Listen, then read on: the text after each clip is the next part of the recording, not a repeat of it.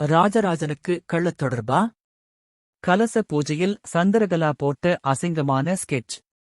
கார்த்திகை தீபம். கார்த்திகை தீபம் சனிக்கிழமை எபிசோடில் கோவில் கும்பாபிஷேக கலச பூஜைக்கான ஏற்பாடுகள் நடக்கிறது.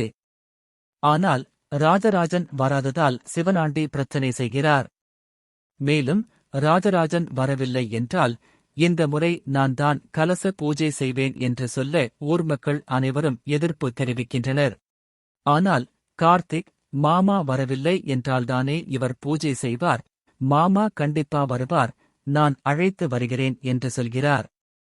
இதையடுத்து சாமுண்டீஸ்வரிக்கு வீட்டுக்கு வரும் கார்த்திக் மாமாவை பூஜைக்கு அனுப்பும்படி அழைக்க சாமுண்டீஸ்வரி எந்தவிதமான பிரச்சனையும் செய்யாமல் தாராளமாக கூட்டிட்டுப் போங்க என்று சொல்கிறார்.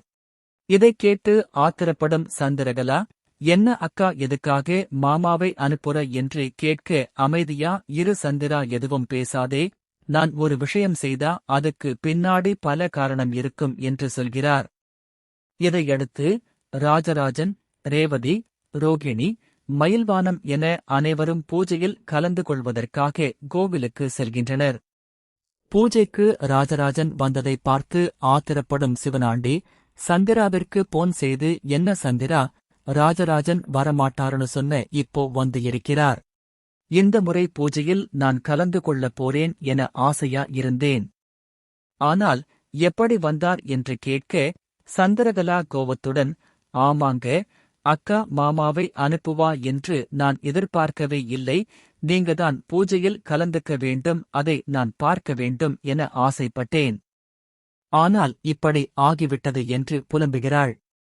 மேலும் கவலைப்படாதீங்க, நீங்கதான் கலச பூஜை பண்ண போறீங்க, அந்த ராஜராஜன் பூஜை செய்ய முடியாதபடி ஒரு திட்டத்தை போடுகிறேன் என சொல்லிவிட்டு போனை வைக்கிறாள். இதையடுத்து சந்திரகலா வீட்டில் சாமுண்டீஸ்வரியின் நகை ஒன்றை எடுத்து ஒரு பெண்ணிடம் கொடுத்து என்னை ராஜராஜன் ஏமாற்றிவிட்டார் என்று ஊர் மக்கள் முன் சொல்கிறாள். சந்திரகலா சொன்னது போலவே அந்த பெண்ணும் பூஜை நடக்கும் இடத்திற்கு வந்து நானும் ராஜராஜனும் திருமணத்தை மீறிய உறவில் இருந்தோம். ஆனால் இப்போது என்னை ஏமாற்றிவிட்டதாக சொல்கிறாள். இதைக் கேட்டு அனைவரும் அதிர்ச்சி அடைகின்றனர்.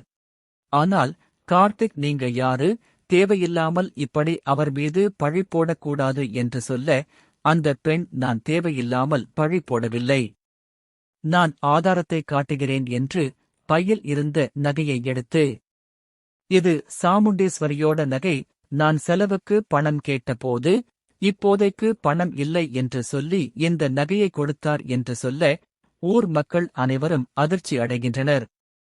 இப்படியான நிலையில் அடுத்ததாக நடக்கப் போவது என்ன என்பதை பொறுத்திருந்து பார்ப்போம்.